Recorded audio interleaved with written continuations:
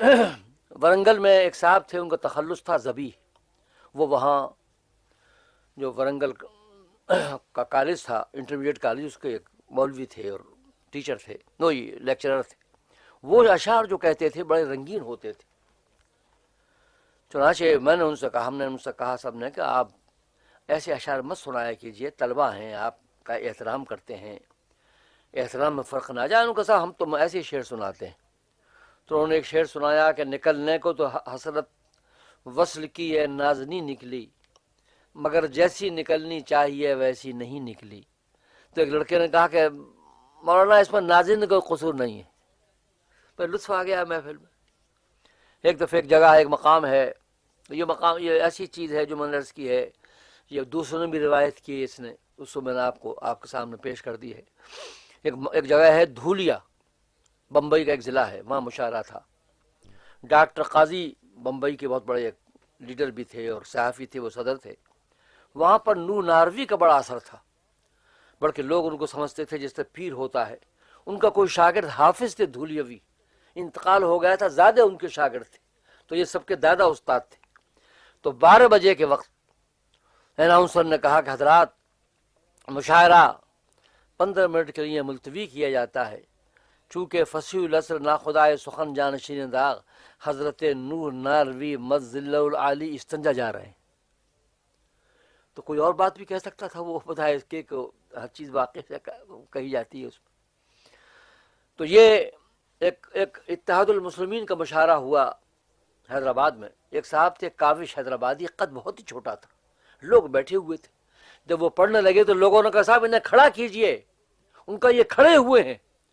ان کا بھائی تو انہیں کھڑا کیجئے کرسی پر، ان کا یہ کرسی پر ہی کھڑے ہوئے ہیں. اب اس کے بعد تو کہنے کی کوئی چیز نہیں، اتنا قد پست. وہاں ایک مولانا تھے، میرے پاس آیا کرتے تھے، وہ آج کل مدراس میں ہیں. وہ مجھ سے یہ کہتے تھے کہ وہ ان کو شاعری کا شوق ہوا. اول تو مجھ سے کہتے تھے کہ تم اپنی کتاب کا نام بادۂ مشرق کے مقابلے میں قادۂ مشرق کو یہی کہا کرتے تھے. اس مشاعرے میں پہنچے، میں نے کہا اب مت جائیے. حلیہ یہ تھا کہ ایک ٹوپی تھی کوئی 1.5 فٹ کی، ہری شیروانی، ہری پاجامہ. انہوں نے جو پڑھنا شروع کیا تو مشاعرے میں ہوٹنگ ہوئی. تو انہوں نے کہا کہ آپ کو شرم نہیں آتی، آپ ہوٹنگ کرتے ہیں میری داڑھی پر، حالانکہ سنت رسول ہے. تو اس پر چونکہ وہاں مذہبی ماحول ہے تو لوگ خاموش ہو گئے. ایک لڑکا اٹھا، ان کا مولانا ٹوپی، وہی داڑھی نہیں ٹوپی. بس مشاعرے میں پھر ایک لہر دوڑ گئی تفریح، داڑھی نہیں مولانا ٹوپی. یعنی بتایا کہ آپ کے داڑھی پہ ہوٹی نہیں ہو رہی، ٹوپی پہ ہوٹی ہو رہی ہے پھر سے.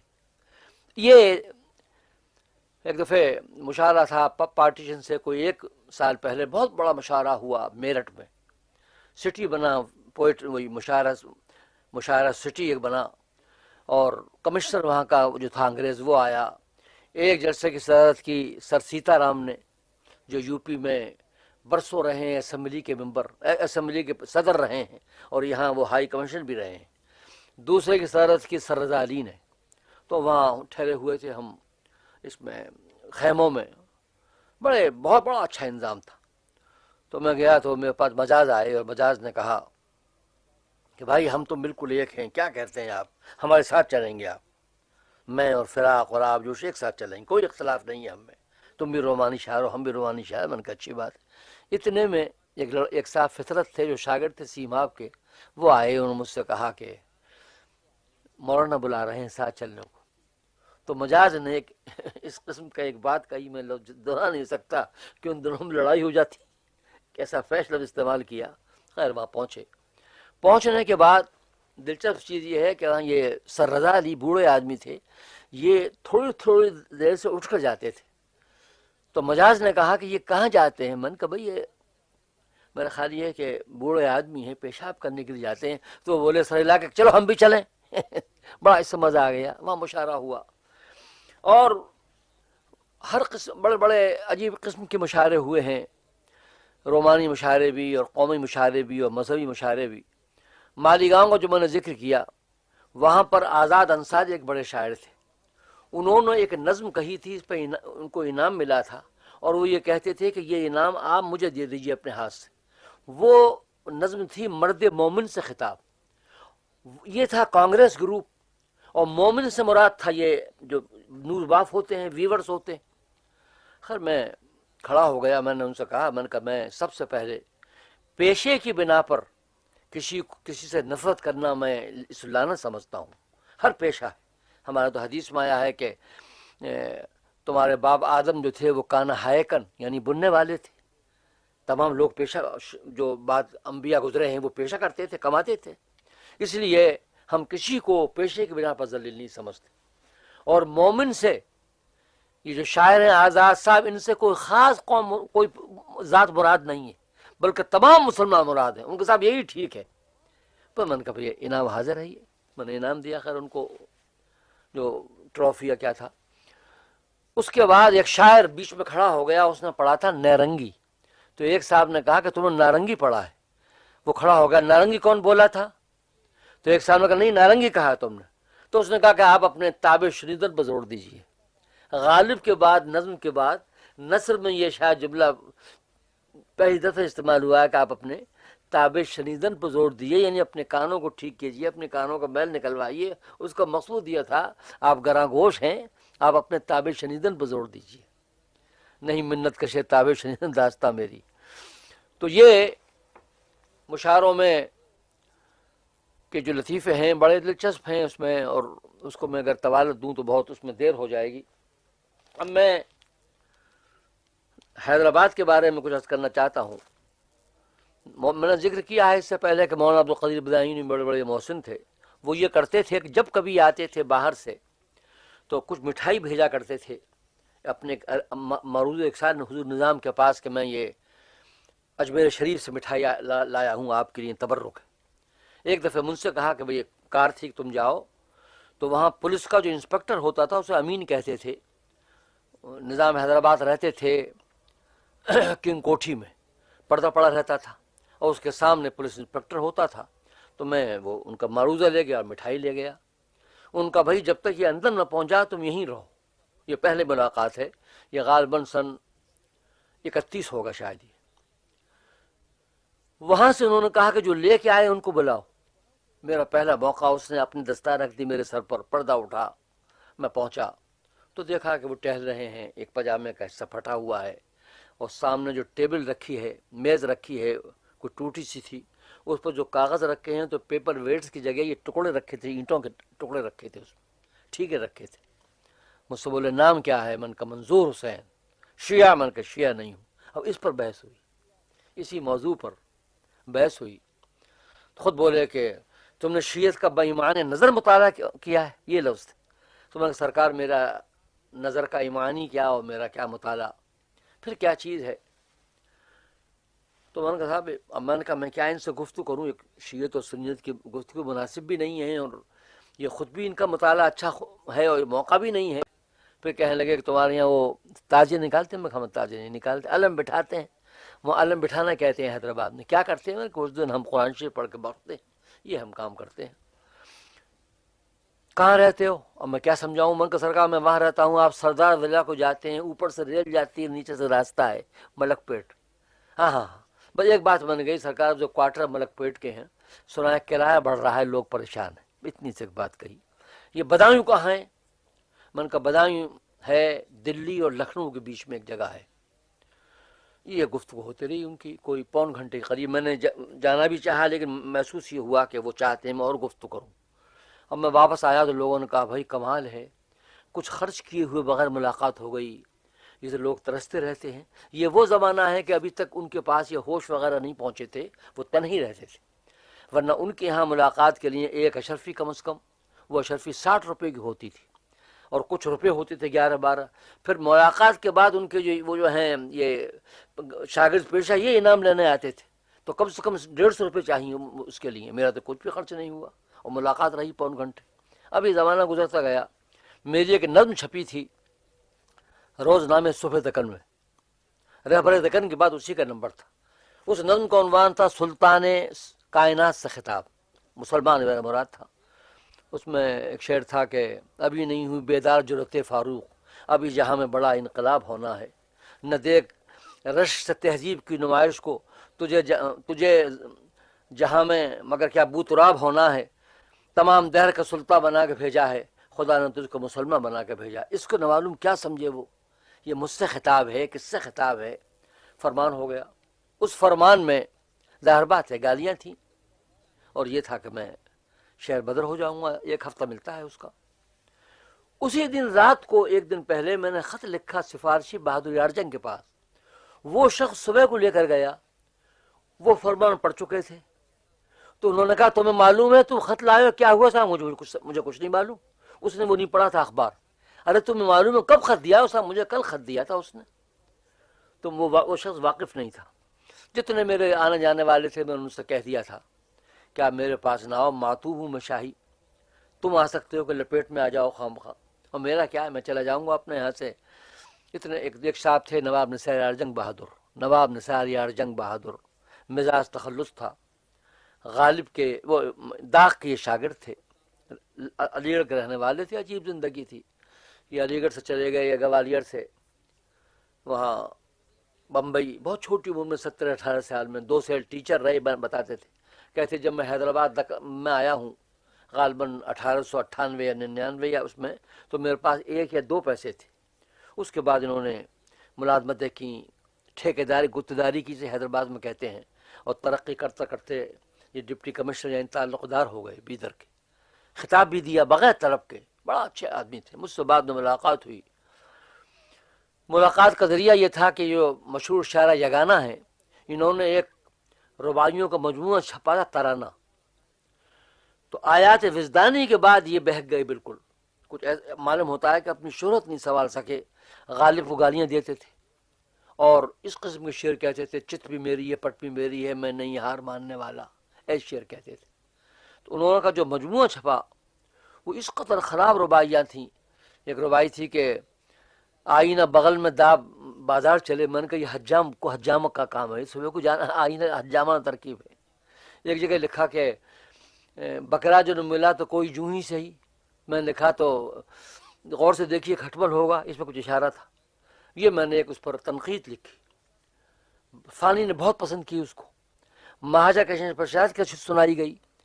فانی کہتے تھے کہ اس کو چھپنی چاہیے کتابی شکل میں، معلوم ہوا 80 روپے خرچ ہوں گے، تو اس زمانے میں 80 روپے بہت ہوتے تھے، کون خرچ کرتا اور کس کے پاس تھے۔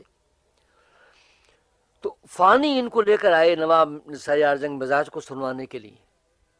میں میرے مکان پر شام کے وقت میں نے سنائی، بہت خوش ہوئی ہے وہاں ان سے۔ پھر یہ میری جو تنقید ہے یہ چھپی ہے ساقی میں کوئی 30 صفحے میں۔ اول تو اس نے خط لکھا گالیوں کا بہت سا اس کو، ان کو فانی کو یگانہ نے، اور اس میں وہ سمجھے کہ میں رہنے والا بدایوں کا ہوں، تو لکھا ہے میرے خلاف ایک مضمون لکھا ہے امرت بدایونی نے، وہ انہوں نے ایک کچھ 2-3 صفحے لکھے۔ تو نثار یار جنگ بہادر سے بڑے روابط تھے، بہت ہی انسان اور اچھے آدمی تھے، اور ان کے ساتھ بہت ہی ساتھ خلا ملا رہا ہے اور رہنا رہا ہے۔ وہ ان کی کتاب دیوان ہے، اس کا نام میں نہیں رکھا تھا، کیفیات مزاج، اور اس پر میں نے مفصل مقدمہ لکھا ہے۔ وہ کہتے تھے تیرے نام نے مجھے، میں دیوان چھپوانا نہیں چاہتا تھا، لیکن کیفیات مزاج نے بس مجھے آمادہ کر دیا چھپنے کے لیے، وہ چھپا اس میں۔ اور وہ سر علی امام کی پیشی میں بھی رہے ہیں، جب سر امام صدر اعظم تھے اور باب حکومت میں تھے تو یہ ان کی پیشی میں رہے بہت دنوں۔ داغ کے بہت واقعات سناتے تھے، شبلی کو انہوں نے دیکھا ہے، وہ کہتے تھے شبلی جو پڑھتے تھے وہ ایسا پڑھتے تھے تحت اللفظ کے اور ترنم کے درمیان کچھ غنا ہوتی تھی، پھر انہوں نے نقل کر بتائی۔ اس کے بعد بولے کہ حالی بہت تعریف کرتے تھے کہ حالی بڑے کردار کا آدمی تھا۔ ان کی شکل یہ تھی، کوئی شخص گیا ان کے پاس کہ صاحب میں کچھ شعر سنانا چاہتا ہوں، آپ ہی کیا رہا ہے؟ ان کا اچھی بات ہے، دو زانو ہو کے سناؤ، کسی شعر پر زور مت دینا، میں نے کہوں دوبارہ مت پڑھنا، جیسا پڑھتے ہیں بس، پھر میں رائے بتا دوں گا اپنی۔ یہ نہیں ہے میں نے شعر کہا ہے اس میں یہ ہے، اس میں یہ چیز ہے، اس کا یہ کچھ مت کہنا، اور دہرانا مت شعر کو، تو میں نے کہوں سادہ طریقے سے پڑھنا، تاکہ مجھ پر کوئی اس کا اثر نہ ہو، لفظوں کا ہوتا نہیں ہے کبھی، پھر میں اپنی رائے دے دوں گا۔ یہ انہوں نے بتایا حالی کے بارے میں۔ اور پھر محسن الملک کو اور وقار الملک کو، ان تمام لوگوں کو انہوں نے دیکھا تھا، اور بہت ہی وہاں کی صحبتوں میں جو ہماری ایک خاص جو پارٹی تھی وہ یہ تھے وہی نواب نثار یار جنگ، اس کے ساتھ ساتھ خاطر تھے نواب، ان کا تخلص خاطر تھا، وہ بھی جنگ کا خطاب تھا حضور نظام کیا ہے، وہ نائب معتمد تھے، کاظمی یارجنگ کے بعد وہی تھے، وہ تھے، اور 2-3 صاحبان اور بھی تھے، ان کا ساتھ رہتا تھا، بڑی علمی صحبت اور بڑے علمی مسائل ہوتے تھے، گفتگو ہوتی تھی اس میں۔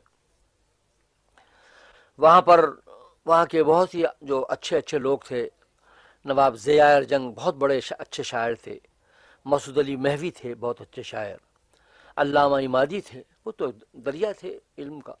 میں نے ان سے ایک دفعہ پوچھا کہ اقبال نے جو لکھا ہے تحسین گوتم اور تحسین محمد، تو تحسین کے معنی میں نے تمام لغات میں دیکھے، کہیں نہیں ملے۔ وہ ہنسنے لگے، بولے یہ کتابوں میں کہاں مل سکتے ہیں، یہ تو ایک کتاب ہے حلاج بن منصور کی، وہ جو سولی کا دارالحسن کا واقعہ ہے، اس کی کتاب کا نام ہے کتاب التواسین، وہاں سے ایک لفظ لے لیا ہے اقبال نے، تو یہ آپ کو مل کر سکتا ہے، یہ تو یہ پہلی بار مجھے سے معلوم ہوا، ورنہ جس سے پوچھا وہ کہتا تھا مجھے نہیں معلوم۔ انہوں نے بتایا کہ یہ تحسین جو ہے اس کی جمع تواسین ہے، اور نہ معلوم کیا معنی ہیں تواسین کے، باپ کے معنی انہوں نے وہاں سے لیا ہے۔ اتنے بہت قابل آدمی تھے ہمارے علامہ عمادی۔ اور پھر وہاں کے علماء تھے، مشائخ تھے، اور وہاں کی عجیب عجیب صحبتیں تھیں۔ ہاں اب دوسرا واقعہ وہ ہے کہ جب میری نظم جس میں نے ذکر کیا ہے چھپی، تو فرمان ہوا میرے خلاف۔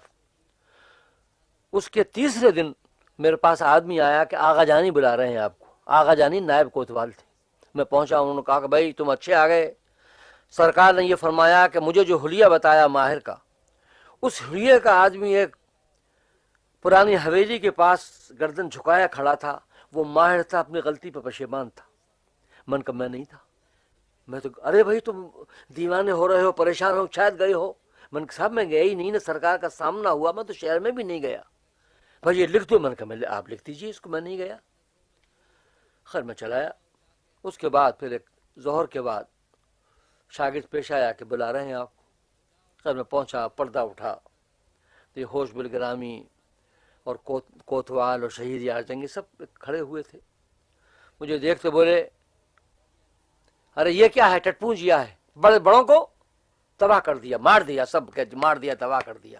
ایک کو مارتے ہیں 10 کانپتے ہیں، 10 کو مارتے ہیں 100 کانپتے ہیں، 100 کو مارتے ہیں 1000 کانپتے ہیں۔ دنیا کا مسلمہ قانون، مسلمہ قانون، یعنی تنبیہ ہوتی ہے دوسروں کو جب ایک شخص کو سزا دی جاتی ہے۔ مجھ سے بولے تم کس سے صلاح لیتے ہو؟ حیدرآباد میں اصلاح کو صلاح کہتے ہیں۔ میں نے سرکار میرے والد بھی شاعر تھے، میں نے صلاح نہیں لی، کسی اصلاح نہیں لی، بس یہی دیکھو، مجھے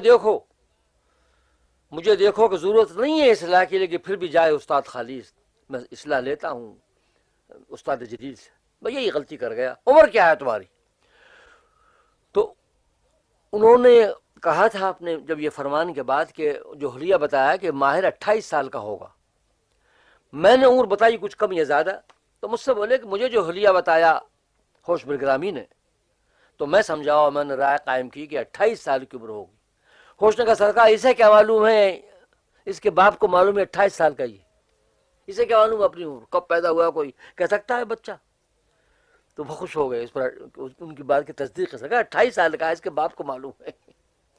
اس کے بعد میں وہ کہتے رہے کہ یہ جو میرے دل کی تمنا ہے وہ پورا کر دے، معلوم کیا مقصد تھا ان کا۔ اس کے بعد پھر وہ فرمان تو مجھے یاد نہیں رہا جس میں گالیاں دی گئی تھیں، لیکن دوسرا فرمان جو ہے اس کی ابتدائی عبارت یہ تھی کہ معاذ لغزش ماہر القاضی درگزر کر دیں، چرا کہ ماں درو خوب سے باتیں نہ ببینے۔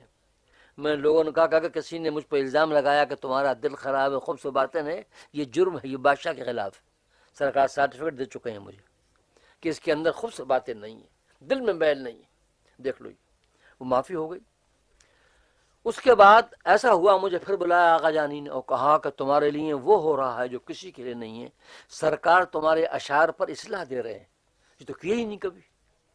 تو من کبھی نوازش ہے ان کی۔ معلوم یہ ہوش سے ہوا کہ انہوں نے جو اصلاح دی تو سب شعروں پہ اصلاح دی، لیکن جس میں عمر فاروق کا ذکر تھا وہ چھوڑ دیا انہوں نے، عمر فاروق۔ تو اس پہ ہوش نے کہا کہ دیکھیں سرکار، یا تو اس پہ بھی آپ اصلاح دیجیے ورنہ اس پہ بڑی نکتہ چینی ہوگی، آپ نے یہ شعر کیوں چھوڑ دیا؟ تو بولا اچھا داخل دفتر کر دو۔ تو وہ جو اصلاح انہوں نے کی تھی وہ ہمارے داخل دفتر ہو گئی، اور میں بادشاہ کا شاگرد و تلمیذ بننے سے بال بال بچ گیا، ورنہ یہ ہو جاتا کہ میں شاگرد ہوں ضلع ہمایونی کا اور نظام حیدرآباد کا، یہ واقعہ ہو گیا۔ تو یہ زمانہ حیدرآباد دکن کا جو گزرا وہ واقعی بہت ہی اچھا زمانہ تھا. وہاں شروع میں نواب صدر یار جنگ بہادر حبیب الرحمن خان شیروانی جو تھے وہ صدر الصدور تھے. صدر الصدور ایک مذہبی محکمہ تھا. اس کا ایک تو ناظم ہوتا تھا، اور ناظم اور وزیر کے درمیان جو ایک عہدہ تھا وہ صدر الصدور تھا. بڑا عہدہ تھا اس زمانے میں، 70 روپے تنخواہ تھی اس کی. اور حبیب الرحمن خان شیروانی کے بارے میں مجھے عرض کرنا ہے کہ میں نے ہزاروں آدمیوں کو دیکھا ہے، بے پناہ لوگوں کی سوانح عمریاں پڑی ہیں، جن میں خاص شخصیتیں البرامکا کے وزراء ہیں، یا جس طرح خانہ ہے شاگرد ان کا وزیر اکبر کا، کہ وہ صاحب قلم بھی تھا اور صاحب تیغ بھی تھا اور شاعر بھی تھا اور بڑا حسین آدمی تھا. بڑے لوگوں کے بارے میں دیکھا ہے، لیکن انبیاء اور صحابہ کو چھوڑتے ہوئے ان کا کوئی مقابلہ نہیں ہے. میں سمجھتا ہوں کہ اس صفات کا آدمی شاید دنیا میں پیدا ہوا ہو. یعنی حسن اس میں تھا، مجسمہ تھے حسن کا، شرافت ان میں تھی خاندانی. رئیس وہ تھے ذمہ دار سلیقے کے تھے، روپیہ بھی پاس رہتا تھا. اس کے بعد خود کردار بڑا اچھا تھا. کوئی ان میں کوئی چیز ایسی نہیں تھی جس کو ہم یہ کہہ سکیں کہ یہ شرافت کے اخلاق کے خلاف ہے. یعنی یہ صاحب تقویٰ تھے، وہ بہت بڑی چیز ہے امیر کا صاحب تقویٰ ہونا. یہ تھا. عالم تھے، بہت بڑے عالم تھے. عالم دین کے ساتھ ساتھ ہونے کے بعد شاعر تھے، مقرر تھے، نثر نگار تھے. یہ تمام چیزیں ان کی یہاں تھیں. اس کے بعد اللہ کا کرنا ایسا ہوا کہ خطاب بھی مل گیا، عہدہ بھی مل گیا.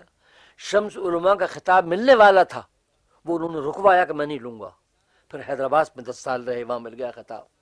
لوگوں کو جو صاحب فن تھے ان کو نوازتے بھی تھے. وہ اس پوس کے آدمی تھے، عمر بھی کافی پائی. میں ان کی تقریر سنی ہے اس میں بدایوں میں، کہ بدایوں کے مرض سے قادریہ کو معائنے کے لیے مولانا عبدالقدیر بدایوں کی درخواست پر حضور نظام نے ان کو بھیجا، اور ہر سال وہ سیلون میں آیا کرتے تھے. تو میں نے دیکھا تقریر بڑی اچھی کی، لیکن کو وہ کوب کہتے تھے. پرانے لوگ جو ہیں، مجھے یہ لہجے کا ہمیشہ خیال رہا ہے، وہ ہمیشہ کو کہتے تھے.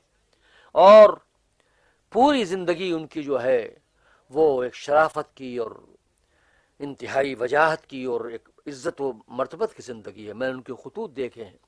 شبلی نعمانی سے دوستانہ تعلقات تھے. عمر میں کچھ تھوڑے کم تھے لیکن تعلقات دوستانہ تھے. ایک خط شبلی کا انہوں نے لکھا ہے کہ مجھے معتصم کے زمانے کا جو غالباً خطاط یاقوت حموی ہے، یاقوت ہے غالباً، اس کا مجھے لکھا ہوا وہ مل گیا ہے قرآن. تو شبلی نے لکھا کہ گاؤں میں رہ کر بغداد تک چھاپے مارتے ہو. انہوں نے خود لکھا ہے اپنے بارے میں، بہت بڑا کتب خانہ جمع کیا تھا. حبیب گنج میں رہتے تھے، جو علی گڑھ سے کوئی تقریباً 18-20 میل پر تھا. انہوں نے یہ کہا ہے کہ میں نے کبھی کسی کتب فروش سے کی جہالت سے، بے خبری سے فائدہ نہیں اٹھایا. اگر وہ کتاب، قیمتی کتاب مجھے کم داموں میں دے رہا ہے تو میں نے اسے زیادہ سے زیادہ پیسے، 10 گنے پیسے دیے جب اس سے لیے. ورنہ عام طریقے سے ایک کتاب بڑی اچھی ہے، وہ 2 روپے میں دے رہا ہے، آدمی لے لے گا. میں ایسے کبھی نہیں کیا. وہ کتب خانہ انہوں نے پھر لٹن لائبریری علی گڑھ جو ہے اس کو وقف کر دیا.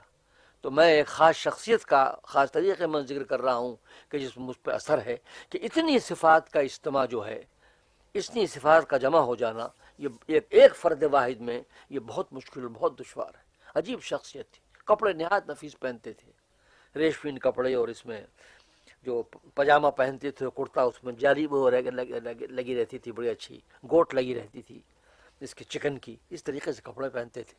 کھانا اچھا، کپڑا اچھا، کوٹھی اچھی، مکان اچھا، ہر قسم کی چیزیں اللہ نے دی تھی ان کو. اور اس کے ساتھ ساتھ کوئی غرور نہیں تھا. مطالعہ بہت اچھا ہے. فارسی کا نہایت اچھا ذوق ہے ان کا. خط بہت اچھا، میں ان کا خط دیکھا ہے. 5-6 لائن، 8-10 لائنیں لکھتے ہیں لیکن کوئی کام کی بات نہیں چھوڑتے. اور خط لکھتے تھے وہ قلم سے، واسطی قلم سے. اور روشنا سیاہی جو ہوتی ہے، کالی سیاہی جو ہوتی تھی زمانے میں، جس کا نام مصطفی روشنائی تھا، اس سے لکھتے تھے.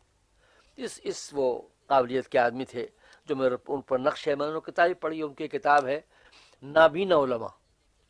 جتنے مسلمانوں میں ایسے لوگ گزرے ہیں جو نابینا تھے، اس پر کتاب لکھی. کتنی مشکل ہے کہ ان کی بصارت زائل ہو چکی تھی، ان کی بینائی جا چکی تھی، اس کے بعد انہوں نے تعلیم حاصل کی، یا تعلیم حاصل کرنے کے درمیان نابینا ہو گئے ہیں. پوری کتاب لکھی. ایک کتاب انہوں نے ایسی لکھی ہے کہ جس میں حضرت ابو حنیفہ کا دفاع کیا ہے، بہت پکے حنفی تھے وہ، اس میں جو اعتراض کیے ہیں بعض لوگوں نے، خطیب بغدادی وغیرہ نے، اس کے انہوں نے جواب دیے ہیں۔ نہایت بہت ہی قابل آدمی تھے، کوئی معمولی آدمی نہیں تھے۔ تو میں ایک ایسی شخصیت کا میں نے ذکر کیا ہے آپ کے سامنے کہ جو میں کہتا ہوں کہ اس پر بہت بڑی کتاب ہونی چاہیے ایسے شخص پر، اور غالباً یہ کتاب لکھی بھی گئی ہے۔ اب میں یہ عرض کرتا ہوں کہ یہ حیدرآباد کے بعد، میں حیدرآباد دکن میں ہی تھا، لیکن حیدرآباد دکن سے میں ہر سال جایا کرتا تھا وطن سے بڑی محبت تھی۔ ایک دفعہ میں وہاں سے آ رہا تھا اپنے وطن سے حیدرآباد جانے کے لیے، بیوی ساتھ تھی، ہمارے بھتیجے وغیرہ سب ساتھ تھے۔ تو متھرا میں ایک شادی تھی، اس کے بعد مجھے جانا تھا حیدرآباد دکن، لیکن وہاں سے میرا بھائی تار لے کر آیا، اور شاید کوئی منی آرڈر بھی تھا کہ وہاں سے آیا ہے، بمبئی میں ایک مشاعرہ ہے۔ میں بمبئی کے مشاعرے میں پہنچا، وہاں نہیں گیا حیدرآباد، وہاں سے پھر جانا ہوا میرا وہاں بنگلور میں مشاعرہ تھا۔ تو وہاں جو ہم پہنچے تو ڈونگری پر جو ہال تھا، قیصر ہال، اس میں مشاعرہ ہوا، اس میں تمام ایکٹر ایکٹریس بھی تھے، اور بڑا لطف رہا۔ میں نے وہ غزل سنائی اپنی کہ وہ ہنس ہنس کے وعدے کیے جا رہے ہیں، فریب محبت دیے جا رہے ہیں، میرے زخم دل کا مقدر تو دیکھو، نگاہوں سے ٹاکیں دیے جا رہے ہیں۔ تو اس میں ایک شعر تھا کہ تیری محفل ناز سے اٹھنے والے نگاہوں میں تجھ کو لیے جا رہے ہیں۔ بہت خیر اس پر داد ستائش ہوئی۔ وہاں پھر میں نے خود ایک میں نے گیت کہہ لیا تھا، جو پہلے ہی سے وہ میرا میکہ ہو یا سسرال مجھے دونوں طرف کا خیال۔ یہ گیت ایسا ہے کہ گیت کا گیت بھی ہے، فلم میں آ سکتا ہے۔ تو مغنی جو ایک مشہور شخص ہیں، جو پبلسٹی افسر تھے، کیا نام ہے اس میں، پکار میں، وہ میرے پاس آیا مشاہدے کے بعد کہ بھائی میں نے آپ کا کلام سنا، اور آپ ہمیں کچھ ہمارے کام آئیے، اور کچھ ہمیں گیت دیجیے گانے۔ جو پہلا شخص آیا، میں وہاں مشاعرے میں جا رہا تھا، میں نے کہا پھر دیکھا جائے گا۔ خیر دوبارہ جو آئے تو اس کے بعد میں پہلی دفعہ ٹھہرے تھے ہم شاہجہاں ہوٹل تھا ایک کرافٹ مارکیٹ کے پاس، ایک آغا صاحب تھے ان کا ہوٹل۔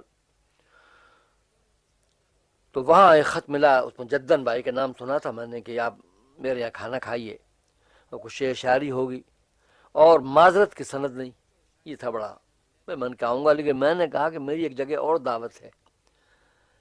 کوئی بہت بڑے سیٹ تھے، انہوں نے بڑا اصرار کیا تھا، کھانا میں نہیں کھاؤں گا، شعر سنا دوں گا آپ کو۔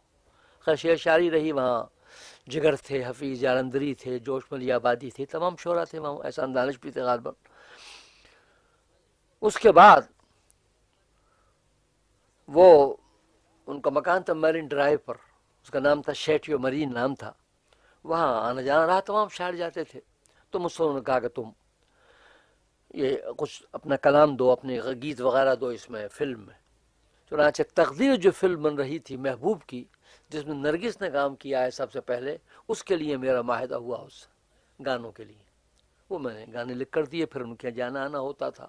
نرگس کا زمانہ تھا، بالکل آغاز شباب تھا، وہ فلم بہت کام رہی، خاص طریقے سے وہ گیت بابو دروگا جی جو ہے، یہ کچھ عجیب دھن ہے، یہ بہت کامیاب رہا، فلم بہت کامیاب رہی۔ اب میرا یہ وہاں آنا جانا رہتا تھا، لیکن مجھے اگرچہ وہاں روپے کی بہت بہتات تھی، اور مناظر بھی تھے، ماحول بھی رنگین تھا، ایکٹرسوں کا ساتھ رہنا تھا، لوگ ترستے ہیں اس کے لیے، لیکن طبیعت کچھ میری گھٹتی تھی اس سے۔ یعنی یہ مجھے معلوم ہوتا تھا کہ میں بہت دنوں یہاں رہا تو شاعر میرا شعر گوئی بڑی پست ہو جائے گی، اور وہ جو مجھے کتابوں کا شوق ہے علم کا، وہ تو شاید ختم ہو کے رہ جائے گا۔ مجھ سے لوگوں نے کہا، اسی زمانے میں ایک کانفرنس ہوئی، اردو کانفرنس تھی اس میں ناگپور میں، تو بڑے عالم تھے جنہوں نے کتاب لکھی ہے قادیانی مذہب، الیاس برنی، انہوں نے مجھ سے کہا، مذہبی آدمی ایک مہاراشٹر، بڑی خوشی ہوئی آپ فلم میں پہنچ گئے ہیں، اردو زبان کی بڑی خدمت ہوگی۔ میں نے کہا مجھے تو یہ توقع تھی آپ مجھے نصیحت کریں گے اردو زبان، میں تباہ ہو جاؤں گا، بڑے اس پر چونکے وہ۔ میں سمجھتا مجھے آپ نصیحت کریں گے، آپ مبارکباد دے رہے ہیں۔ میں اس کے بعد پھر حیدرآباد چلا گیا، پھر ان کا خط آیا اور تار پہنچا کے تم آؤ جلدی۔ انہوں نے پھر یہ زینت فلم سے کچھ لکھنے کا معاہدہ کرایا۔ اسی زمانے میں بڑی خیر خواہ تھیں وہ شاعروں کی، وہ مجروح ہوں، شکیل ہوں، ہمارے یہ نقشب جارچ بھی ہوں، سب کا ساتھ وہ اچھا سلوک کرتی تھیں۔ وہ ایک بالکل یہ کہ وہ ایک یہ مہادیوی بن کے بیٹھی ہوئی تھی، کچھ کا یہ خاتون تھی اس قسم کی کہ جہاں پر شاعروں کی اور جو فنکار تھے وہ سب جاتے تھے اور سب وہیں جا کر ایک اردو زبان میں ٹھوکر کھاتے تھے، وہاں ان کا بڑا جشن رہتا تھا۔ خیر اس زمانے میں یہ ہے، وہ نتیبہ سناؤں، اب بھی سنا دیا کرتے ہیں سید محمد جعفری، وہ کہتے ہیں کہ ابھی انہوں نے سنایا کہ بھائی مجھے وہ لے گئے وہاں شیٹیو مرین، تو مجھے تو اس کی نانی کے پاس بٹھا دیا نرگس کی، اور یہ کوئی کہ اندر چلے گئے، بولے میں ٹاپتا رہا وہ کہتے رہتے ہیں مجھے ایک بڈھی اس کی نانی کے پاس بٹھا دیا۔ خیر میں ایک دور تھا اس کا۔ اب وہاں ایک دن انہوں نے کہا، کاردار کا اس زمانے سب سے بڑا جو مسلمان پروڈیوسر تھے وہ کاردار تھے، بہت بڑا ان کا کام تھا، ان کے بڑے کھیل کام، باغبان کھیل کامیاب ہوا تھا اور سب سے بڑے پروڈیوسر تھے۔ انہوں نے ذکر کیا اور وہ مجھے ان کے یہاں دعوت تھی اور وہ لے گئے اور محبت بھرے خطوط میں نے دکھائے سنائے کہ یہ آپ کے یہاں کام کریں گے، اشعار بھی دیں گے، گیت بھی دیں گے اور یہ نثر بھی لکھیں گے۔ اتنے میں گیا باتھ روم منہ ہاتھ واتھ دھونے کے لیے، واپس جو آیا تو مجھ سے وہ چلے گئے کاردار، انہیں معلوم ہے کیا کہہ رہا تھا کاردار یہ کہہ میاں کہتے تھے، میاں کیا کہہ رہے تھے، وہ یہ کہہ رہے تھے کہ ارے چھوڑو گانا وانا، جو شاہجہاں فلم بن رہا ہے اس میں ماہر کو ہیرو بنا دو۔ کیا لیے پھر رہے ہو؟ ارے میرے کو یہ بات کہنا، وہ تو اس کے بھی خلاف میں کہنا لکھنے کی قیامت ہو جائے گی، بھی کہہ رہے تھے میں چھوڑو اس کو گانا وانا، ان سے ماہر سکھو، اس کے ہیرو بن جائے اس کا شاہجہاں کا۔ حالانکہ یہ وہ زمانہ ہے کہ فلم کے ذریعے ہر آدمی شہرت چاہتا ہے۔ شوکت تھانوی نے کام کیا ہے، ساغر نظامی تک نے کام کیا ہے، یہ بحثیت اس کے۔ خیر وہ فلمی ماحول میں ایکٹریسیں رہتی تھیں، اور اس میں ایک دفعہ ایسا ہوا کہ میں یہ نہیں جانتا کھیلنا، یہ فلیش کھیلنا، لیکن کاردار کیا وہ تھے اور یہ تھی مہتاب۔ انہوں نے کہا آپ کو مت جائیے، رکیے، بڑی باتیں ویسے رہی قریب۔ میں نے کہا بھائی میں فلیش نہیں جانتا کھیلا، میں نہیں کھیلتا۔ وہ کہ نہیں صاحب یہ ہے، یہ معمولی بات ہو جاتی ہے۔ میں نے بلا وجہ آپ کے، تو اس کا نتیجہ ہوا کہ 3 اکے میرے پاس تو ہار گئے، میں نے شو نہیں کیا۔ 3 شو کرنا چاہیے، میں نے کہا مجھے چھوڑ دیے، میں نے پہلے ہی عرض کیا تھا کہ میں نہیں جانتا کھیلنا۔ اس کے بعد میں پھر یہی میں نتیجے پہنچا، حالانکہ مجھے 2000 روپے تنخواہ مل رہی تھی اس زمانے میں، بلکہ اس کے بعد میں کاردار نے یہ کیا کہ تم اس کے بعد دو اور چاہو تو 2-3-4 اگر تمہیں کام مل جائے تو وہ بھی تم کام کر سکتے ہو، لیکن طبیعت پھر کوئی اس طرف میرے مائل نہیں ہوئی، اس لیے میں نے فلم انڈسٹری سے قریب تعلق کر لیا۔ زبان میں، زینت میں، تقدیر میں، اور اس قسم کی کئی جو فلمیں ہیں ان میں میرے گانے بہت سے آئے ہیں، مقبول رہے ہیں۔ وہ یہ نہیں ہے کہ میں کسی مجبوری کی وجہ سے چلایا تھا، ناکامی کی وجہ سے، تو سب جانتے ہیں جو وہاں عالم تھا وہاں پر کہ وہاں کیسی پذیرائی ہوتی تھی۔ اس کے بعد پاکستان بننے کے بعد یہ سن 61 میں جب یہاں نقشب آ گئے ہیں، وہ میرے پیچھے پڑ گئے اور انہوں نے کہا کہ وہاں آغا گل کے یہاں کہ میں تمہارا کرا دیتا ہوں، 11,000 مجھ سے تو پاس کار نہیں، اس زمانے میں مکان بھی ادھر فلیٹ میں رہتا تھا۔ بھائی کیا تم نے کیا ہے، ماہر القادری پھرتے ہیں یوں، ارے دنیا بناؤ اپنی۔ وہاں مجھے ٹکٹ بھیجا، ہوائی جہاز سے پہنچا، میں نے کہا ماہر، میں نے کہا نقشب میں نہیں کروں گا بھائی، میں آپ سے کہتا ہوں۔ بہت کوشش کی، میں نے کہا دیکھیے اگر میں مان بھی لوں پھر جذبہ پیدا ہوگا مجھ سے بولے پھر آخر میں کہ تم وہ مولوی ہو جس میں گناہ کا وہ کام کرتے ہو جس میں خرچ ہوتا ہے، لیکن جس میں آمدنی ہوتی ہے وہ کام نہیں کرتے، تم وہ مولوی ہو، اس طرح۔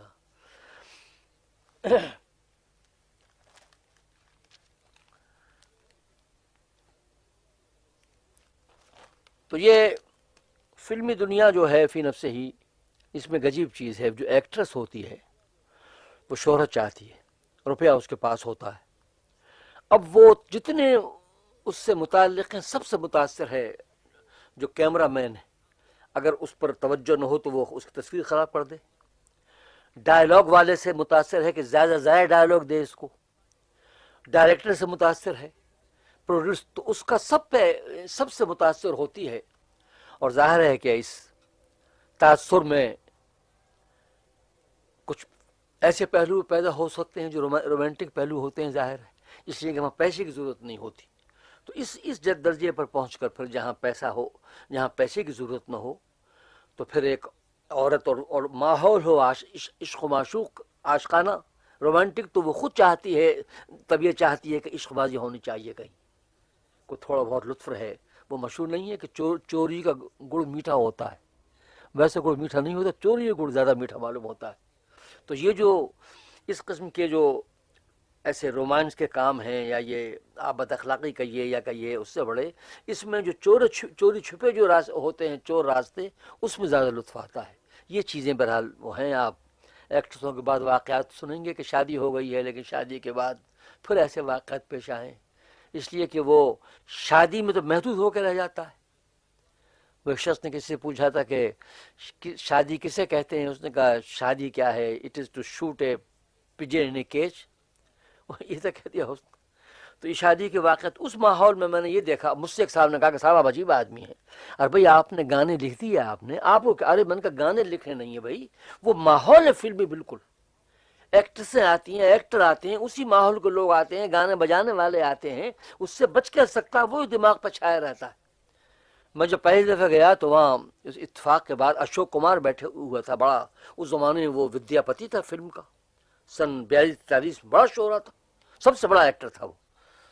جس طرح آج کل کون ہے، وہی آج کل جو مسلمان ایکٹر ہے ہندوستان میں، دلیپ کمار ہے، دلیپ کمار اس سے بڑھ گیا شہرت میں، لیکن اس کی بڑی شہرت تھی۔ ایک سال مجھ سے کہا بھائی آپ گئے، کون تھا؟ میں نے کہا دلیپ کمار بیٹھے تھے صاحب، 4-5 دفعہ یہ کہا ارے دلیپ کمار سے ملاقات ہوئی آپ کی؟ تو میں نے کہا بھائی میں تو کچھ وہی کرساز کرنا نہیں چاہتا، لیکن کیا ہے دلیپ کمار، کیا مقصد ہے تمہارے کہنے کا؟ یہ تم نے 5 دفعہ کہا ہے، کس سے ملاقات؟ کسی ولی اللہ سے ہو گئی، غالب سے ہو گئی، ٹیگور سے ہو گئی، کس سے ملاقات ہوگی جو اتنا کہہ رہے ہو؟ ایک شخص سے ملا، آپ بلایا، بیٹھ گئے، مجھ پہ کوئی اثر نہیں ہے دلیپ کمار کا۔ یہ میں کہنا نہیں چاہتا تھا کہ اس نے اس طریقے سے بیان کیا کہ مجھے یہ کہنا پڑا۔ تو اس ماحول سے پھر میں نے کنارہ کشی کی، اور میں نے یہ اندازہ یہ لگایا ہے کہ آدمی اپنی روزی جس راہ سے اختیار کرنا چاہتا ہے، اللہ اسی راہ میں آسانیاں پیدا کرتا ہے۔ ایک طوائف کے لیے وہی روزی، یہ جو لکھا ہے کہ مردی و نامردی قدم میں فاصلہ دارد، اس میں تھوڑی ایک شخص ہے جو روزی کے لیے اپنی بیٹی کو پیش کر دیتا ہے غیر کے سامنے، اور دوسرا ایسا ہے کہ اس کی بیٹی طرف کوئی دیکھے تو سر قلم کر دے۔ تو اس میں فی نفس ہی جو ہے روزی کا معاملہ، آدمی بھوکا نہیں رہتا، وہ معاملہ اسی کا ہے کہ آپ کے پاس کیا اخلاقی قدریں ہیں، آپ کیا راستہ متعین کرنا چاہتے ہیں۔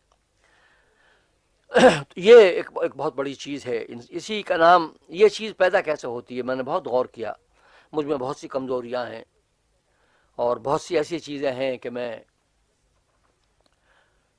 اس کا حکم آیا ہے ہمارے ہاں کہ اگر آدمی گناہ کیے ہیں بہت سے، تو اس کا اظہار کرنا جو ہے یہ خود اس کی دلیل ہے کہ آپ جری ہیں، ممانعت آئی ہے اس کے اظہار کرنا اچھی چیز نہیں ہے۔ حضرت رابعہ بصری جو مشہور صوفی خاتون گزری ہیں، وہ دیکھا کچھ لوگ دنیا کی برائی کر رہے ہیں، تو آپ نے فرمایا کہ معلوم ہوتا ہے کہ دنیا ان کے اندر، ارے دنیا چھوڑنے کے بعد اس کا ذکر کیا کم وقت کا، یہ جو ترک دنیا کے دعوے دار ہیں، معلوم ہوتا ہے کہ دنیا سے بھی کوئی رغبت باقی ہے۔ مولانا ابو اعلیٰ مودودی نے لکھا ہے کہ ہماری محفلوں میں اکثر یہ ہوتا ہے کہ پچھلے توبہ تو کر لی ہے، لیکن جن گناہوں سے توبہ کی ہے ان گناہوں کو ذکر کرتے ہیں، تو معلوم یہ ہوتا ہے کہ ابھی لذت باقی ہے، اب اس سے پھر توبہ کرنی چاہیے، اس ذکر سے توبہ کرنی چاہیے، لیکن لذت بھی باقی ہے اس کی، ورنہ اس کا ذکر کس چیز کا؟ تو یہ تمام چیزیں ہیں، ہر چیز بیان بھی نہیں کی جاتی جہاں تو ہو سکتا ہے، لیکن بہرحال ذرا شاعر اور ادیب جو ہے وہ دوسروں کے مقابلے میں کچھ یوں سمجھیے زیادہ آزاد ہوتا ہے، یا زیادہ ایڈوانس ہوتا ہے، یا کچھ غیر محتاط ہوتا ہے، اس لیے کچھ میں نے جھلکیاں اپنے کچھ واقعے بیان کر دیے ہیں۔ واقعات بہت سے ہیں، شاعروں کے ساتھ اس قسم کے معاملات پیشی آتے رہتے ہیں۔ بعض اس سے بڑا اچھا اثر ہوا کہ بعض خواتین ایسی بھی ملی کہ جو بڑے صاحب ذوق تھیں۔ ناگپور کا ذکر ہے کہ میرا سلام نہیں ہے، سلام اس پر کہ اس نے بے قصوں کی دستگیری کی، یہ بہت پڑھا جاتا۔ وہاں ایک لال قوال تھا، وہ پڑھا کرتا تھا، تو رات کو سنا رہا تھا، لوگ تعریف کر رہے تھے۔ ناطق گلاوٹفی نے بڑی تعریف کی اور کہا کہ بھائی حالی کو مل گیا، صاحب مسدس کو، سر سید تمہارے السلام میں کوئی ایسا آدمی نہیں ملا۔ جتنے مجھے خاتون سن رہی تھیں وہاں پر، انہوں نے صبح کو ناشتے مجھ سے کہا کہ لوگ کیا کہہ رہے تھے، تو میں نے کہا کہ یہ اس کے ہمارے سلام کی تعریف کر رہے تھے، ظہور قدسی کی۔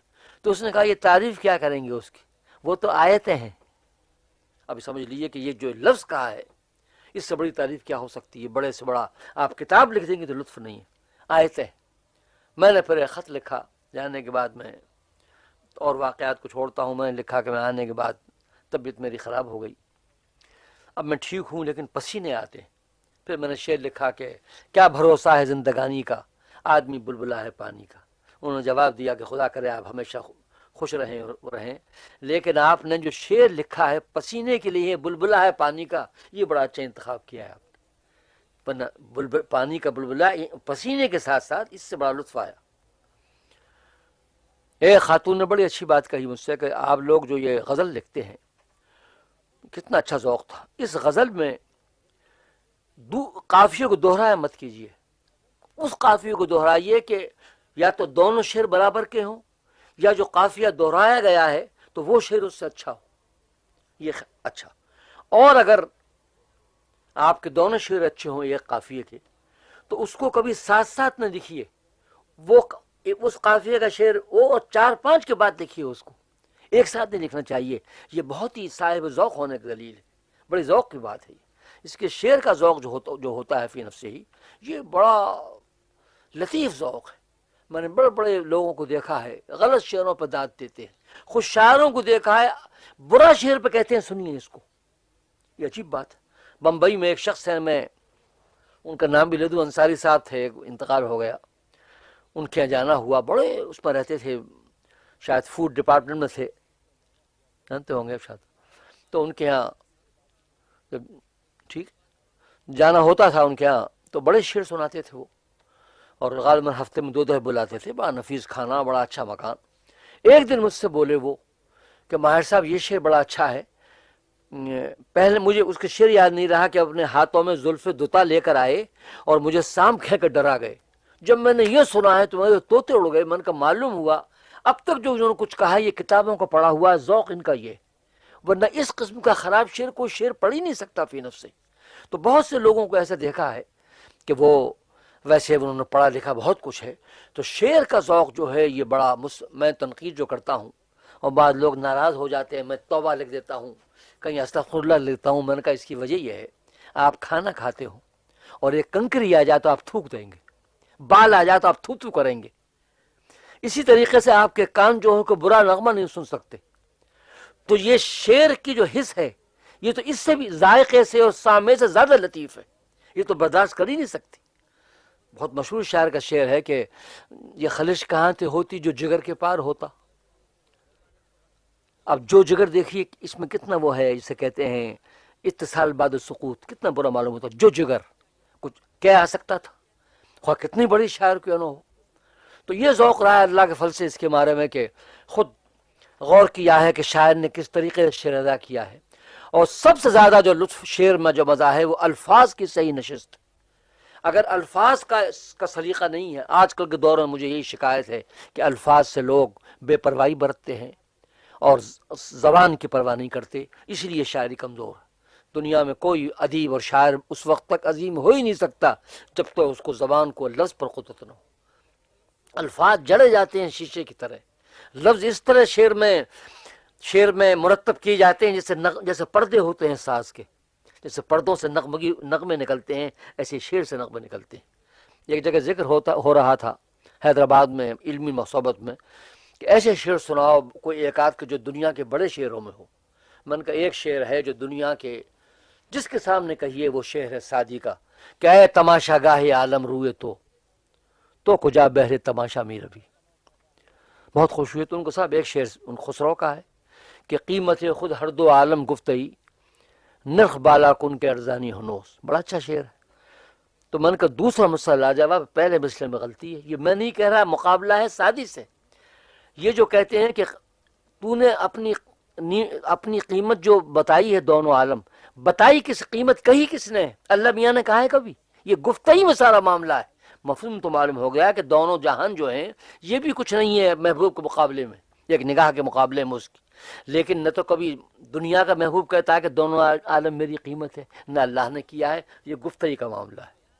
ایک صاحب مجھے رستے میں کہہ رہے تھے ایک جگہ کہ صاحب ایک شعر ہے ایک شاعر کا، وہ رامپور کے ہیں، بڑی شہرت ہے ہندوستان میں، نئے نئے آئے تھے۔ کیا شعر ہے کہ تیرا نام یوں لیا ہے کہ عوام تک نہ پہنچے، کوئی سن بھی لے تو سن کر تیرے نام تک نہ پہنچے۔ تو میں نے کہا بھائی نام تو لے لیا، ارے یوں کہنا چاہیے تیرا ذکر یوں کیا ہے کہ عوام تک نہ پہنچے۔ کوئی سن بھی لے تو سن کر تیرے نام تک نہ پہنچے. نام کہاں لیا ہے؟ صاحب اس نے کہا صاحب بڑی ہے. میں نے کہا میں کیا جاؤں. ایک بڑے مشہور شاعر ہیں، وہ غالب پہ شعر کہہ رہے تھے باہر کوٹھی، بڑا اچھا شعر کہتے ہیں بیچارے. تو ان کا شعر تھا کہ پوج مجھ کو پرستار غالب، دیدہ دیدہ شنیدہ شنیدہ. تو میں نے کہا یوں کہ یہ دیکھ مجھ کو پرستار غالب، یہ دیکھ کے ہے. پوج میں تو ایک قسم کا سیلف پریز بہت زیادہ ہے. کوئی کہتا ہے مجھے پوجنا، دیکھ کہتے ہیں، اور وہاں چونکہ دیدہ آ گیا تو دیکھ اچھا ہے. دیکھ مجھ کو پرستار غالب، دیدہ دیدہ شنیدہ شنیدہ. ایسے بہت سے موقع ہیں مشاعروں میں جو میں نے فی البدیہہ لوگوں کے شعر درست کیے ہیں، اور بہت سے لوگوں نے اس کو مان بھی لیا ہے. شعر کا عالم یہ ہے کہ ایک زمانے میں 2 گھنٹے شعر اب بھی پڑھ سکتا ہوں بغیر، یعنی ایکسٹمپورس شعر بالکل 1 گھنٹے پڑھتا تھا. میں نے پڑھتا یہ تھا کہ ترقی پسندی کی شاعری ہوتی ہے. کسی نے شعر پڑھے، میں نے کہا میری غزل بھی موجود ہے، تو ان کے توڑ کے لیے میں نے یہ چیز اختیار کی تھی. یہی فوراً. اب وہ بڑے گھبراتے ہیں، ان کو سمجھتے ہیں کہ غزل تیار ہے. اب میں لوگوں نے بتایا کہ تو فوری پڑھا، پھر بدی پڑھا ہے. اس میں ہوتا کیا ہے؟ مطلب ہوتا ہے کاواک، بالکل الفاظ موجود ہے اپنی جگہ. ابھی وہ آ گیا اس طریقے سے. یہ ترقی پسندی کے بارے میں ابھی میں نے چائے پی رہا تھا، وہ جملہ ناتمام رہ گیا. ترقی نام ہے ادب میں، حیت کی ترقی ہو، خیال کی ترقی ہو، اس کا نام ترقی ہے. مثال کے طور پر میر کے بعد غالب غزل کہتا ہے کہ نقش فریادی ہے کس کی شوخی تحریر کا، قاضی ہے پیرن نہر پہ کرے تصویر کا. ترقی ہے اس میں. غالب کے بعد اقبال کہتے ہیں کہ اگر کجرو ہے انجم آسماں تیرا ہے یا میرا، مجھے فکر ہے جہاں کیوں ہو جہاں تیرا ہے یا میرا. جگر مراد آبادی کی غزل کا مطلع ہے کہ نالا پامندے نفس ہے دل ناشاد نہیں، یہ تو فریاد کی توہین ہے فریاد نہیں. اس میں سب میں ترقی ملتی ہے. ترقی جو ہے وہ خدا کے انکار کا نام نہیں ہے. یہ جو آپ کو یہ ترقی پسند کہتے ہیں اپنے آپ کو، یہ خدا کا انکار کرتے ہیں، اور خدا کے انکار کو وہ سمجھتے ہیں ترقی. یہ بڑا غلط طریقہ ہے. اس پر بحث کی جائے گی خدا ہے یا نہیں. یہ بحث، یہ مسئلہ ترقی اور غیر ترقی کا نہیں ہے، یہ بحث طلب ہے. ادب سے ہٹ کر ہے یہ چیز. یہ نہیں ہے کہ خدا کا جو نام لے دے، شیکسپیئر ہیں، ورس ورتھ ہیں، اور جتنے ہومر ہیں، تمام شعراء جو پورے ہیں، فردوسی ہے، سعدی ہے، یہ سب خدا کا نام لیتے ہیں تو کیا کہیں گے کہ یہ تمام رجت پسند شاعر ہیں کیا؟ اکثر لوگوں نے دنیا میں خدا کا نام لیا ہے. تو خدا کے انکار کا نام ترقی نہیں ہے. اور مذہب کے پر ایسی تنقید کرنا کہ جو تنقید بڑی دل شکن ہوتی ہے، اس کا نام بھی ترقی نہیں ہے. ترقی نام حیات کا ہے، یعنی اس میں آپ ترقی کریں. ترقی پسندی میں نے سن تقریباً 35-36 سے میں اس کا مخالف رہا. جب میں نے مضامین پڑھے تو محسوس یہ ہوا کہ جو نظمیں آ رہی ہیں جس میں بے سروپا کہتا ہوں، جسے بلینک ورس کہتے ہیں یا فری ورس کہتے ہیں، یہ بالکل اردو کے مزاج کے موافق نہیں.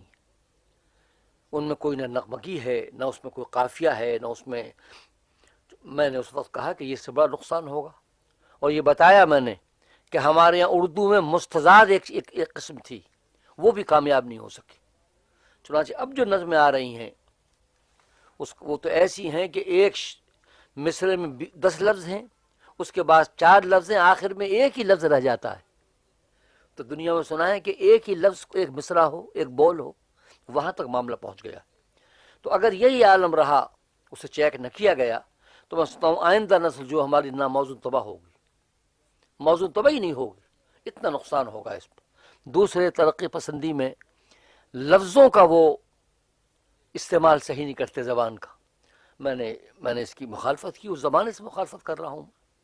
حیدرآباد ممبئی میں ہم نے ایک انجمن بنائی تھی، مجلس سے فکر نظر، اور اتفاق سے اس زمانے میں جب پہلا اجلاس ہو رہا تھا، راجہ محمود آباد گئے تھے قائد اعظم سے ملنے کے لیے. میری ملاقات تھی، میں نے ان کو ٹیلی فون کیا تو انہوں نے کہا کہ میں آ جاؤں گا، صدر بن جاؤں گا، لیکن تقریر آپ ہی کرنا، میں کچھ نہیں کہوں گا. چنانچہ جلسہ ہوا، اس میں ترقی پسند سب موجود تھے. میں نے تقریر کی کوئی 1.25 گھنٹے، اور سب بتایا کہ کیا کیا اس میں غلطیاں ہیں. ان کی نظموں کی میں نے بعض حصے سنائے کہ اس میں کبھی چاندنی ہے، پھر ایک مرا ہوا گدھا آتا ہے، پھر کواڑوں کہتے ہیں بے خواب کواڑے ہیں. اس قسم ایک گدھ ہے اونگ رہا ہے، کوئی اس میں تناسب ہی نہیں ہے اس میں۔ ہمارے ہاں اکبر الہ آبادی ہے، ہمارے یہاں اقبال ہے، ہمارے یہاں اور نظم کو شاعر گزرے ہیں، ان کا ایک ربط پایا جاتا ہے۔ تو یہ میں تمام باتیں بتائیں۔ پھر میں نے کہا کہ بعض لوگ یہ کہتے ہیں کہ ہم پر اعتراض کیا جاتا ہے کہ ہم طنز کرتے ہیں صوفی پر اور واعظ پر اور زاہد پر۔ اقبال نے بھی طنز کی ہے۔ میں نے کہا دونوں میں فرق ہے۔ آپ طنز اس طرح کرتے ہیں صوفی اور واعظ پر، مولوی پر، کہ اسلام ایسے آدمی پیدا کرتا ہے اسلام کو بدنام کرنے کے لیے۔ اقبال اس طرح طنز کرتا ہے اس پر کہ یہ اسلام کے غلط نمائندے ہیں، اسلام نے پیدا نہیں کیا۔ یہ دونوں میں زمین آسمان کا فرق ہے۔ اور آپ اس طرح پیدا کرتے ہیں کہ اسلام ایسے آدمیوں کو پیدا کرتا ہے۔ تو میں نے کہا ہمارے سامنے جتنے بڑے بڑے شعراء گزرے ہیں ان کی شاعری ہے، اس میں ایک ربط ہے، اس میں ایک لطف ہے۔ آپ تو کہتے ہیں کچھ نہیں ہے، کیا حرج ہے الف دب گیا؟ غالب کہتا ہے کہ الف جا دبتا معلوم ہوتا ہے میرا نیزہ لگا ہے۔ یہ عالم ہے اس کو۔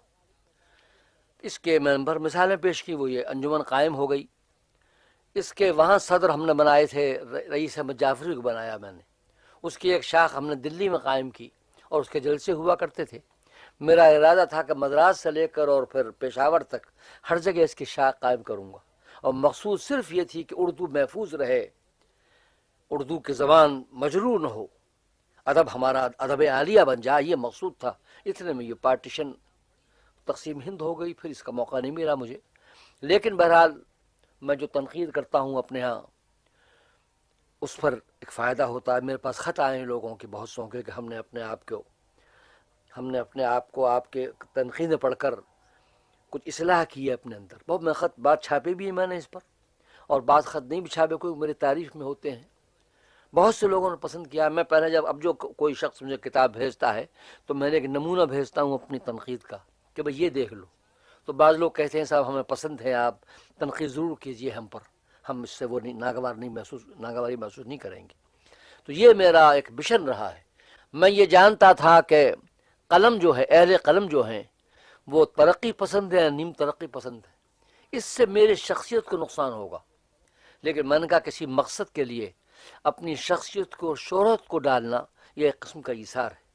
چنانچہ ان کی جو کتابیں ہوں گی اس میں میرا نام نہیں ہوگا، بالکل اس میں نہیں ہوگا۔ عام طور پر شاعروں کے جو حالات ہوں گے، بمبئی میں یہ ہوتا تھا کہ جب اشتہار چھپتا تھا تو اس میں میرا نام بڑا نمایاں ہوتا تھا، لیکن ان کے پرچوں میں ذکر آئے گا کون شریک ہوا تو وغیرہ میرے نام لکھتے تھے، وغیرہ کر دیا کرتے تھے۔ یہ ان کا عالم تنگ نظری کا تھا۔ ایک زمانے میں ادبی دنیا اور اس کے بعد کوئی ادارہ تھا، وہ منتخب نظمیں شائع کرتا تھا۔ 2 دفعے تو ادبی دنیا میں میری دونوں غزلیں جو ہیں وہ اول نمبر قرار دی گئیں، وہ فائل اگر ہیں، لیکن انعام مجھے نہیں بھیجا گیا، میں نے تقاضا بھی نہیں کیا۔ اس کے بعد میں جا رہا تھا ایک دفعہ، سن 42 ہوگا غالباً، تو ایک شخص مجھے ملے جو مجھے جانتے تھے۔ انہوں نے مجھ سے کہا کہ بھائی میں ابھی گفتگو کر کے آیا ہوں کچھ ترقی پسندوں سے، انہوں نے آپ کا نام اس میں کوئی نظم نہیں رکھی۔ میں نے ان سے کہا کہ صاحب یہ کیا وجہ ہے؟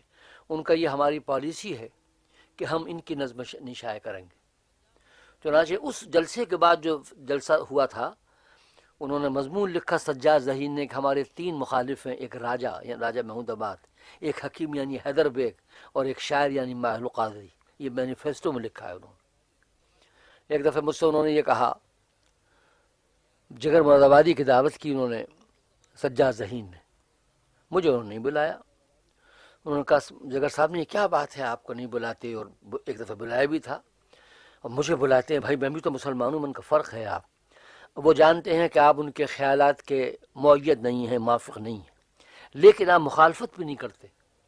وہ جانتے ہیں کہ میں مخالفت کرتا ہوں، یہ فرق ہے مجھ میں، اس لیے آپ وہ گوارہ کر لیتے ہیں۔ یہ میں نے کہا یہ ایک دفعہ ان کی بیوی جو رضیہ انہوں نے مجھ سے کہا کہ بھائی ہم آپ کو بلاتے ہیں لیکن آپ تو ترقی پسندوں کے پیچھے ڈنڈا لیے پھرتے ہیں۔ میں کہنا ڈنڈا لیے پھرتا ہوں نہ لاٹھی لیے پھرتا ہوں، کچھ دلائل ہے میرے پاس، دلیل کا نام تو ڈنڈا اور لاٹھی نہیں ہے۔ سن 61 میں میرا جانا جب ہوا تو یہ شاعر جو پرچہ ہے سیما اکبر آبادی کے صاحبزادے اعجاز کا، اس کا جشن سیمی منایا گیا۔ مجھے بلایا، یہاں سے پہلے مدراس گیا میں، اور مدراس کے بعد ایک واقعہ بیان کر دوں، شاید میں نے اپنے دوست نقشب کا بیان بھی کیا تھا، نقشب جارچوی۔ میرے بڑے دوستوں میں تھے، عجیب غریب شخص تھا وہ، بڑا اس وہ سب سے پہلا شخص ہے جس نے فلم انڈسٹری سے فائدہ اٹھایا ہے. اس کی قوالی جو مشہور ہوئی، شکوے نے سنے آہیں نہ بھری، بڑا مقبول رہی ہے، اس نے بہت کمایا ہے. فلم جو طوفان زندگی اس کی کامیاب ہوئی ہے، لاکھوں روپیہ اس کو یہاں ملا، لیکن خرچ کرتا تھا بے پناہ، وہ خرچ کرتا تھا. وہ بڑا دوست تھا، ان سے ہمارا بڑا اختلاف بھی رہتا تھا، دوستی بھی رہتی تھی. تھا بڑا دوستوں کا دوست، بڑا خرچ کرنے والا، کھانا بے مثال، کنٹر رہتے تھے بھرے ہوئے، اور وہی ڈبے کنٹر بھرے ہوئے رہتے تھے اس کے شربتوں کے اور طرح طرح کے کیا نام ہے اور چیزوں کے، اور یہ زعفران اور تمب چیزیں، بہت نفیس کھانے. تو اس سلسلے میں ایسا ہوا، شعر پر وہ محنت نہیں کرتا تھا. بعد میں وہ اتنا روپیہ آ گیا تھا، ورنہ شعر نہایت اچھا کہتا تھا. اس کی شعر سناؤں آپ کو، میرا حال دل سن کے وہ مسکرائے، یہاں تک تو پہنچے یہاں تک تو آئے. کتنا اچھا شعر. ایک شعر اور ہے کہ دل الجھ جائے تو پھر تفریح ہے نظارہ کہاں، کوئی منظر ہو مگر دامن بچاتے جائیے. مرنے سے پہلے اس نے شعر کہا ہے کہ آخری وقت آہ کرتا ہوں، آج پہلا گناہ کرتا ہوں. اس طریقے کا آدمی تھا، اور اس کا تو جواب ہی نہیں تھا تعلقات کا. اس کے یہاں جو اس کی فلم آئی ہیں، کوئی فلمیں آ سکتی ہیں وہاں کے ہندوستان کی، یہ اس کا اثر تھا کہ جناب وہ وہاں سے ہندوستان سے فلم آیا، اور کچھ نہیں ہو سکا اس کا. وہ پکڑا جاتا، میرے خیال میں ایوب خان کا زمانہ تھا، اگر وہ اس کے پاس یہاں کی نیشنل نہیں ہوتی، ایک دن میں حاصل کیے نیشنلٹی. حیران تھے لوگ، ایوب خان نہیں لے سکتے تھے. یہ اس کے اثرات تھے. افسر نے بلایا، نیشنلٹی کا وہ لے گیا، وہی چھپوا کر نگیٹو، یا اس کا دوسرا حصہ اصلی نہیں لے گیا، ورنہ حکم تھا کہ چھین لیے جائے. وہ بچ گیا، فلم اس کی یہاں رہی. اس سلسلے میں ان کا شعیب صاحب کا بھی نام آتا تھا. حکومت نے وہ جو مقدمہ واپس لے لیا. اس جب ان کی فلمیں وہاں آئیں، اس میں آ چکی سرکاری طور پر، اس میں لاہور میں، تو 1.25 لاکھ روپے قریب اس پہ وہ لگتا تھا ٹیکس. تو انہوں نے جگدیش ایک شخص ہے یہاں پر پروڈیوسر، اس کا ٹیلی فون آیا، گفتگو کی. تو میں کہہ رہا ہوں کہ بھائی کہے اس سے روپے کے لیے، کہے کیا بکتا ہے، اس نے مجھے کر دیا. کوئی ایک لفظ نہیں کہا. جگدیش نے کہا کہ بھائی کوئی 2 لاکھ روپے میرا پڑا ہوا ہے وہاں پر، 2.25 لاکھ روپیہ میں وہ بھیج رہا ہوں تمہیں، وہی چیک یا کیا ہے وہاں سے لے لینا. ارے اس نے کہا اگر میں کہہ دوں کہ روپے دیتے ہی نہیں، یہی طریقے تھا. میں تو بے نیاز تھا، میں نے یہ کہا ہی نہیں اس سے پر فلم چھوڑی اس کی، وہ چھوڑا کے لائے، اور وہ بہت چلی اور بڑا انہوں نے خرچ کیا. تو ان سے بڑی بڑی ہماری بحثیں بھی رہتی، گفتگو ہوتی تھی فلم کا. اس کا بہت شوق، اس کا آپ کے ریسز کا. ایک وقت میں 75,000 80,000. میں نے ان سے کہا، میں نے کہا بھائی یہ اس ریس کو کیوں نہیں چھوڑتے تم، اس روپے سے کوئی اور تجارت کرو معقول.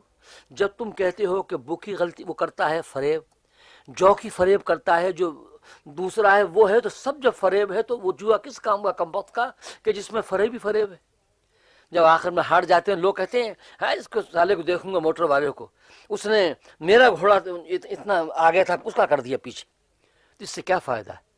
اب اس نے فلم بنائی، لیکن ایک شخص جو 1 لاکھ روپے ہار جائے، وہ جب جائے گا اسٹوڈیو میں تو کیا فلم بنائے گا، دماغ پر اثر تو ہوتا ہے. پھر میں نے کہا تمہارے یہاں جو لوگ آتے ہیں یہ جواری وغیرہ، بھائی مجھے تو بڑا افسوس معلوم ہوتا ہے. ذرا چل گئی. میں نے ایک دفعہ ایک بات کہتا ہوں، نقشہ تمہارا مجھ سے ربط تمہارے لیے وجہ شہرت اعزاز، لیکن میرے لیے وجہ بدنامی ہے. سمجھ لو اتنا فرق ہے دونوں کی شخصیت میں. چپ ہو گیا وہ. ہاں تو میں جا رہا تھا مشاعرے میں، یہ جو جشن شاعر تھا، اس سے پہلے ایک مشاعرہ مدراس میں بھی تھا.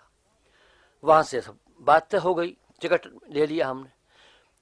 بمبئی ہو کے جانا تھا ہمیں، لیکن اس دن ایک خاص جہاز تھا، کیا نام تھا، دنیا میں منسوخ کر دیے گئے پرواز. اب میں کس طرح جاؤں، وہ جا نہیں سکتا، ایک ہی دن باقی ہے. نقشم نے کہا کہ اگر کوئی جہاز جا رہا ہے وہاں سے دلی سے، تم جا کر رہو گے. اس نے ٹیلی فون کیے، کسی نے ٹیلی فون کیا ہے، جان کتنا روپے خرچ کیا ہے. آخر جان اس سے ہم جب پہنچے ہیں تو شاید 1 گھنٹے پہلے وہاں سے اطلاع آئی کو جاننے والا تھا کہ سیٹ ہم نے کرا دی. تو پھر ہم نے ٹکٹ لیا، اور اس کے پہیے اٹھنے والے تھے جہاز کے، جو جا رہا دلی. میں پہنچا ہوں وہاں پر، تو وہاں پر ایک شخص نے کہا سیکھنے کے صاحب وہ آپ کا ٹکٹ ہے، آپ کو پہچان لیا مجھے اس نے. کس قدر دیکھیے اس نے ایک وہ لگایا ہے. میں نے بعد میں سنا ہے کہ بعد میں بڑی اس پہ وہ لیدے ہوئی کہ مسافر کو روک کیسے دیا گیا دوسرے کو. یہ تعلقات تھے. اور میں مدراس ٹھیک اسی وقت پہنچا جو پہنچنا چاہیے تھا مجھے.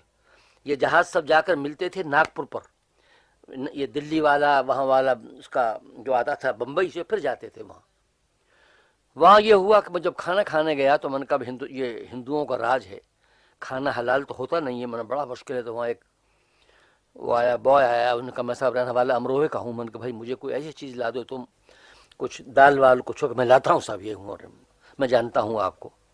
پھر اس نے کہا مجھ کو غزل لکھ دیجئے، اور میں نے غزل لکھ دی. پھر میں نے کہا یہ بھائی پان کوئی لا دے. ان کو صاحب پان تو بہت دور 1.5-2 میل پہ ملتے ہیں یہاں سے.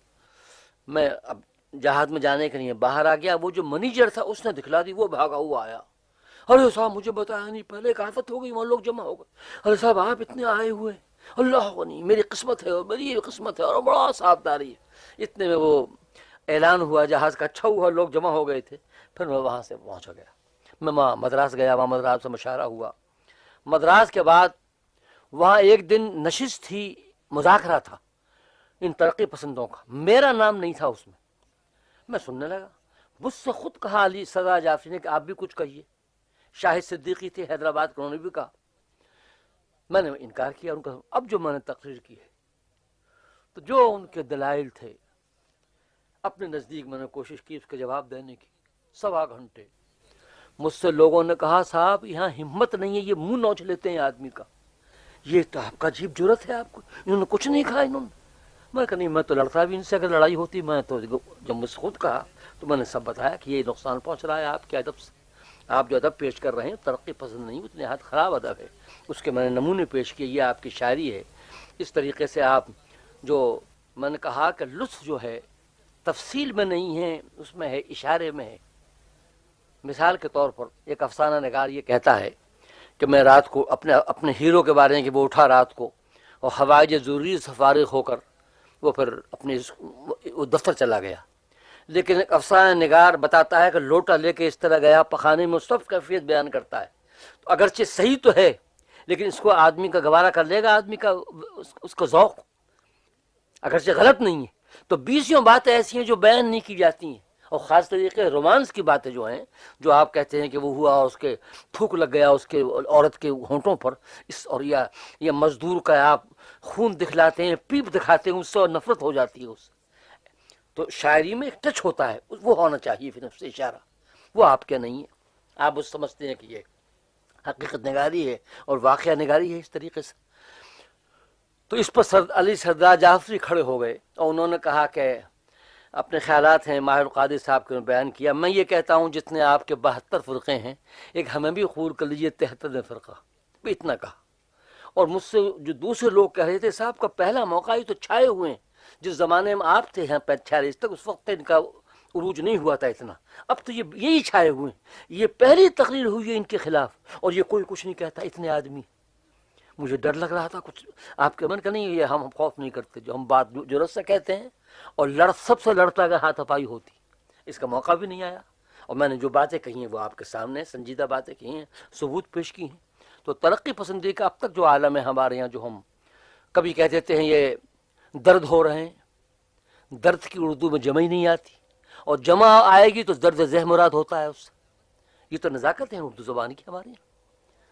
وہی کیا نام ہے، وہ سو رہا ہے، کھمبا سو رہا ہے. بھائی کھمبا کس طرح سو رہا ہے؟ وہ گدھ آ جاتا ہے مرا ہوا اس فون. پھر اس میں یہی نہیں معلوم ہوتا ان کی شاعری میں کہ محبوب کون ہے، کیا اس کا کیا اس کا ڈیزگنیشن ہے محبوب کا، کیا اس کا فنکشن ہے.